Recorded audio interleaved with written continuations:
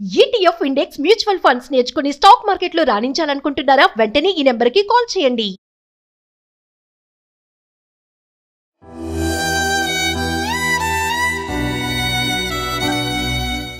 Madam ఇంత ఘోరంగా జరుగుతుంది. ఎట్లా జరుగుతుంది? అది ఎలా చేస్తారు మేడం? దేనికోసం చేశారు మేడం?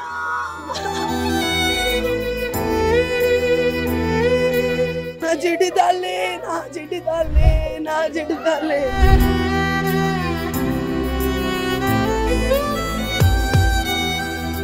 11:30కి టిఫిన్ తీసుకొని వెళ్తుంది. ఆ 10కి వచ్చి ఎప్పుడు చేసిపోయిండో ఏమో అర్థమైతే లేదు.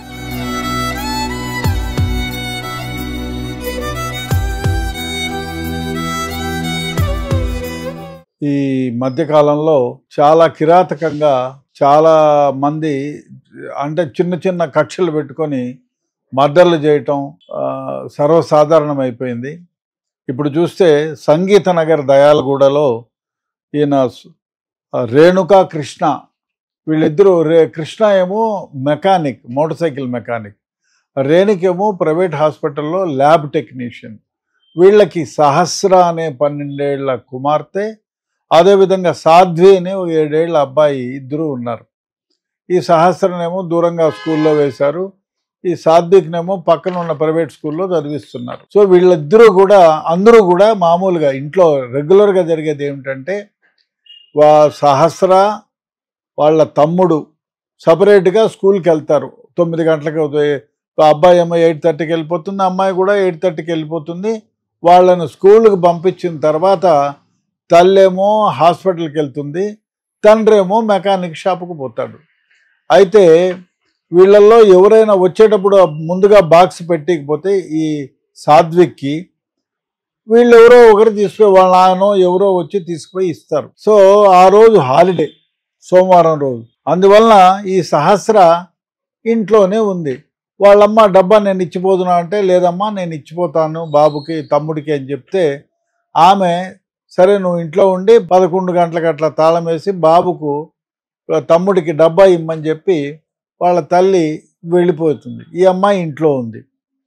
ఇంట్లో ఉంటే ఈ అబ్బాయి సాధ్విక్ వాళ్ళ స్కూల్ నుంచి 11:30కి వాళ్ళమ్మ రేణుకకి ఫోన్ చేసి, ఈ అమ్మ మీ అబ్బాయికి టిఫిన్ డబ్బా ఇవ్వలేదు అంటే, అయ్యో నా కూతురు ఎత్తుకొచ్చిస్తానంది, ఎందుకు ఇవ్వలేదు, ఎక్కడన్నా ఉండి మర్చిపోయిందో ఏమో అని చెప్పి వాళ్ళ తండ్రిని కృష్ణకి ఫోన్ చేసి, బాబుకు టిఫిన్ తీసుకురాలేదంట అమ్మాయి సహస్ర, నువ్వు వెళ్ళి టిఫిన్ బాక్స్ తీసుకుపోయి ఇమ్మని చెప్తే, ఈయన ఇంటికి వచ్చి చూస్తే ఇల్లు బయట నుంచి గడ్డబెట్టింది. అదే ఎక్కడ పోయింటుందబ్బా, ఇంటి నుంచి బయట గడ్డబెట్టింది అని గడ్డ తీసి చూస్తే అమ్మాయి బెడ్ పైన రక్తపు మడుగులో పడిపోయి ఉంది.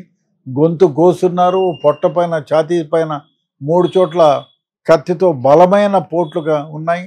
రక్తస్రావమై గొంతు కోసిన రక్తంతో ఇదంతా కూడా ఇల్లంతా తడిచిపోయి చనిపోయి ఉంది. ఆయన కేకలు వేసి గొడవ చేస్తే అందరూ చుట్టుపక్కల వాళ్ళు వచ్చారు. తర్వాత 100కి టెలిఫోన్ చేశారు, పోలీసులు జాగిలాలు అన్నీ వచ్చి చేశారు. అన్నీ ఇన్వెస్టిగేషన్ చేసి సీసీ ఫుటేజీల కోసం చూశారు. దరిద్రమైన వ్యవహారం ఏమంటే ఆ సంగీత్ నగర్ దయాలగూడలో ఎక్కడో కానీ ఒకటి కూడా సీసీ కెమెరాలు లేవు. అందుకే పోలీసులు మొత్తుకుంటారయ్యా, ఎందుకంటే ముందు కాలంలో మనకి సీసీ ఫుటేజీలు అంటే చాలా ఖర్చుతో కూడుకున్న పని, లక్షల్లో ఉంటుంది. దాదాపు 50,000 70,000 నుంచి ముందు 20-30 ఏళ్ల క్రితం అంతా ఉండేది. ఇప్పుడు 2,000 నుంచి కెమెరాలు ఉన్నాయి, 1500 కూడా కెమెరాలు వస్తాయి. ఎట్లా ప్రతి ఇంట్లో కూడా ఏదో ఒక బాక్స్ పెట్టుకొని ఉంటారు, లేదా ఫోన్కి కూడా కనెక్ట్ చేసుకోవచ్చు. ఆ విధంగా సీసీ ఫుటేజీల్లో మన ఇంటి చుట్టుపక్కల ప్రాంతంలో ఏం జరిగేది మనం తెలుసుకోవడానికి, మన ఇంట్లోకి ఎవరైనా దొంగలు వస్తే ప్రవేశిస్తేనో, లేకపోతే అగంతకులు ఎవరైనా వస్తేనో, లేకపోతే ఈ మధ్యకాలంలో ఏమైందంటే కరోనా వచ్చినప్పటి నుంచి ప్రతి ఒక్కళ్ళు షాపులకు పోయేది మానుకున్నారు. టైం అని ఆర్డర్ వేయడం, అందువల్ల సోమరితనము పెరిగింది. అవసరాలను ఇప్పుడు ఎక్కడన్నా షాపులకు పోతే ఇంట్లో కూర్చొని రాసుకునేవాళ్ళం, పట్టి రాసుకొని ఇవి కావాలి అని. ఇప్పుడు ఏమైంది, అవి ఉన్నాయి కదా, జోలోబోలో ఏమో ఉన్నాయి, ఫోన్లో కొట్టేస్తే ఆర్డర్ ఇస్తే పట్టుకొని వస్తారు. సో సోమరితనం పెరిగింది, దానివల్ల కొందరు ఆ నిమిషం ఆ విధంగా వచ్చి వాళ్ళెవరు దొంగతనాలు చేసేవాళ్ళు ఉండరు అనుకో, వాళ్ళ పేరు మీద వచ్చి దొంగతనాలు చేసేవాళ్ళు కూడా ఎక్కువైనారు, మోసాలు చేసేవాళ్ళు కూడా ఎక్కువైనారు. So CC footage is a must, ఆ విధంగా పెట్టించాలి. సో ఆ ఏరియాలో పోలీసులు ఎక్కడ వెతికినా ఎక్కడో దూరంగా ఉంది సీసీ ఫుటేజ్, మిగతాది లేవు. అయితే ఏ రేణుక కృష్ణ పై ఇంట్లో ఉంటారు, కింద ఇంట్లో సంజయ్ రావు అని ఒక అతను ఉంటాడు. అతను 3 ఏళ్లుగా ఉంటున్నారు, వీళ్ళేమో దాదాపు చాలా చాలా కాలంగానే వీళ్ళు ఉంటున్నారు. అయితే ఇప్పుడు అనుమానం ఏమిటంటే, ఈ అబ్బాయి సంజయ్ రావు ఎవరైతే ఉన్నారో ఆయన భార్యకి చాలా రోజులుగా ఆరోగ్యం బాగలేదు. ఈయన ఒరిస్సానో ఎక్కడో మధ్యప్రదేశ్ అంట. వీళ్ళకి అనుమానాలు ఎక్కువ. ఇప్పుడు తెలిసిందేమంటే ఈ సంజయ్ రావు భార్యకి ఆరోగ్యం బాగలేదు. సో దాంతో వాళ్ళు పైన దువ్వుకున్న జుట్టు ఏదో కింద పడితే గొడవ పడడం అట్లా జరిగిందంట. వీడికి అనుమానం ఎక్కువ అని అంటున్నారు. ఎవరికి? ఇప్పుడైతే ఎవరైతే ఈ అనుమానితుడు సంజీవ్ రావు ఎవరైతే ఉన్నారో ఆయన పోలీస్ కస్టడీలో ఉన్నారు. అయితే ఇప్పుడు పోలీసులు అక్కడ ఫింగర్ ప్రింట్స్ ఇవన్నీ కూడా కలెక్ట్ చేస్తున్నారు. అతనికి సంబంధించిన ఏమైనా ఉన్నాయా ఫింగర్ ప్రింట్స్, మిగతా ఏమైనా ఇన్క్రిమినేటింగ్ మెటీరియల్ ఏమన్నా కత్తికి సంబంధించింది కానీ ఏమైనా ఉన్నాయా, అడుగులు ఏమన్నా మార్క్స్ ఏమైనా ఉన్నాయా, ఇవన్నీ కూడా చూస్తున్నారు. బహుశా కలెక్ట్ చేస్తున్నారు. బాడీని పోస్ట్ మార్టం రిపోర్ట్కి పంపించారు.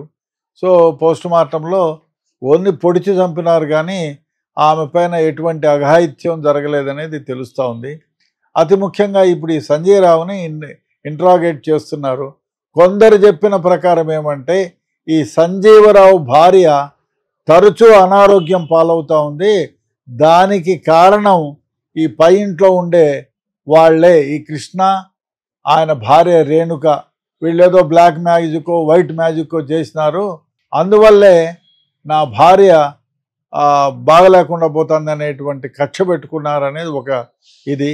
సో అందువల్లే ఆ కక్షతో ఎట్టి పరిస్థితుల్లోనూ మేము ఇంత ఇబ్బంది పడుతున్నాము, నా భార్య ఇంత బాగలేకుండా పోతా ఉంది, వాళ్ళు వీళ్ళ వల్లనే అని అదేదో గుడ్డి నమ్మకంతో మూఢ విశ్వాసంతో ఆ అమ్మాయిని చంపితే వాళ్ళు కూడా ఇబ్బంది పడతారు, నాలాగా ప్రతిరోజు ఏడ్చుకుంటూ కూర్చుంటారనే ఉద్దేశంతో చంపారు అనేది ఒక మాట. బట్ ఐ డోంట్ నో, ఇంకా ఇంట్రాగేట్ నడుస్తుంది కాబట్టి డెఫినెట్గా అతనికి సంబంధించినటువంటి మొత్తం సమాచారాన్ని పోలీసులు సేకరిస్తున్నారు. బహుశా ఎవరు చంపింది తేలిపోతుంది. ఏది ఏమైనా ఇప్పుడు ఏమైందంటే సిటీలలో జాగ్రత్తగా ఉండాల్సిన వ్యవహారం.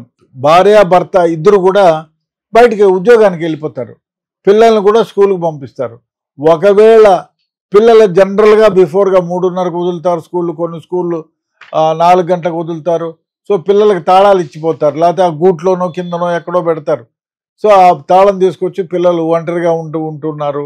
అప్పుడు పిల్లలకి మీరు నేర్పించాల్సింది ఇంటి బయట ఒక సీసీ కెమెరా ఉండాలా, అదేవిధంగా ఇంటికి వెళ్ళిన తర్వాత లోపల గడేసుకొని ఉండాలా, మీకు తెలిసిన వాళ్ళు చెప్తే తప్ప తలుపు తీయొద్దు, ఇట్లాంటి జాగ్రత్తలు చెప్పాలి. బహుశా ఈ అమ్మాయి అదే జాగ్రత్తగా తలుపు వేసుకొని ఎవరైనా బలవంతం చేసి తలుపు దోసుకోవడమో లేదా చేస్తే ఫోన్ చేయడమో ఏదో జరిగి ఉండేది. సో అదొకటి. సీసీ ఫుటేజ్ లేని దానివల్ల ముద్దాయిని గుర్తించడము, కేసుకు కనెక్ట్ చేయడం కష్టమైపోతుంది. సో ఏదేమైనా ప్రతి ముద్దాయి కూడా మర్డర్ చేసేవాడు కానీ, రేప్ చేసేవాడు కానీ, దొంగతనం చేసేవాడు కానీ డెఫినెట్గా సీన్ ఆఫ్ అఫెన్స్లో క్లూన్ అంటూ వదిలి తీరుతాడు. దాని ద్వారా గుర్తిస్తారు. ఇప్పుడు ఫింగర్ ప్రింట్స్ ఉంటాయి. అదేవిధంగా ఇప్పుడు చంపినోడు అవన్నీ ఇంట్రాగేట్ చేస్తే ఆ కత్తి ఎక్కడో దొరుకుతుంది, ఆ బ్లడ్ మ్యాచ్ అవుతుంది కదా అమ్మాయి దగ్గర నుంచి బ్లడ్. సో ఆ విధంగా డెఫినెట్గా ముద్దాయిని కనెక్ట్ చేయవచ్చు. కాకపోతే ఈ సీసీ ఫుటేజ్లు ఉన్న దానివల్ల మనకి ఈజీ అవుతుంది. అదేవిధంగా పిల్లల్ని మనం ఒంటరిగా ఇంట్లో వదిలిపెట్టిపోయేటప్పుడు వాళ్ళకి జాగ్రత్తలు నేర్పించాలా, అదేవిధంగా సూచనలు కూడా కొన్ని చేయాలా.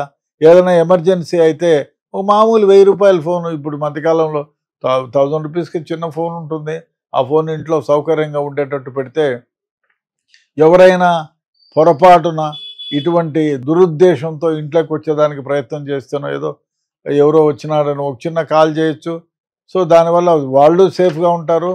ఆ విధంగా ఎటువంటి ఇది కూడా జరగదు. ఇట్లాంటి మర్డర్లు మానభంగాలు ఏమి జరగవు. కాబట్టి డెఫినెట్గా ఏరియాలలో మనమున్న ఇంట్లో అదే కొంచెం ఇప్పుడు ఏమీ లేని వాళ్ళు కాకుండా ఏదో కొంచెం ఉండేవాళ్ళు ఒక సీసీ ఫుటేజ్ ఒక్క కెమెరా పెట్టినా చాలు 2,500 2,000 1,500 కూడా వస్తుంది. మొత్తం సెట్ అంతా కూడా 500కే 5,000కే వస్తుంది. కాబట్టి డెఫినెట్గా ఒక సీసీ కెమెరాను పెట్టాల్సిన అవసరం ఎంతైనా ఉంది. ఏది ఏమైనా ఇది దారుణం. అనుమానంతో బ్లాక్ మ్యాజిక్ చేసినారనో లేదు మంత్రాలు చేసినారనో అనుమానంతో ఒక చిన్న వయసులో ఉన్న అమ్మాయిని చంపడం మరీ దారుణమైన వ్యవహారం. ఏది ఏమైనా ఇన్వెస్టిగేషన్ నడుస్తూ ఉంది. దానికి సంబంధించినటువంటి అన్ని క్లూస్ కూడా పోలీసులు సేకరిస్తున్నారు. బహుశా ఒక 4-5 గంటల్లోనే ముద్దాయి ఏ విధంగా చేశారు, ఎందుకు చేశాడు అనేది అన్నీ కూడా బయటకు వస్తాయి. ఏది ఏమైనా ప్రాథమికంగా చెప్పిన సమాచారం వరకు అయితే ఏదో బ్లాక్ మ్యాజిక్ చేసి తన భార్యను హింసిస్తున్నారు, వాళ్ళ వల్లనే ఆమెకు జ్వరం వస్తుంది, అందువల్ల తనకి ఈ విధంగా జరిగిందనే కక్ష పెట్టుకొని చిన్నపిల్లను అతి దారుణంగా చంపారనేది తెలుస్తూ ఉంది. ఏది ఏమైనా సిటీలో అదే కాకుండా ఈ మధ్యకాలంలో చూస్తే మనం సిటీ మొత్తంలో కూడా ఎక్కడ కూడా అసహనంగా ఉన్నారు. చిన్న చిన్న వ్యవహారాలకి కక్ష పెట్టుకోవటం, యాక్సిడెంట్ చేసి చంపడం, కత్తి తీసుకొని పోవడం ఇట్లాంటివి జరుగుతూ ఉండే దారుణాలు. ఏది ఏమైనా మనం ఇంట్లో మాత్రం పిల్లలకి ఏ విధంగా ఉండాలి, ఒంటరిగా ఉన్నప్పుడు ఏ విధంగా ఉండాలి అనేది నేర్పించాలి. సీసీ ఫుటేజ్ కెమెరాలు మాత్రం పెట్టడం ఎంతైనా అవసరం.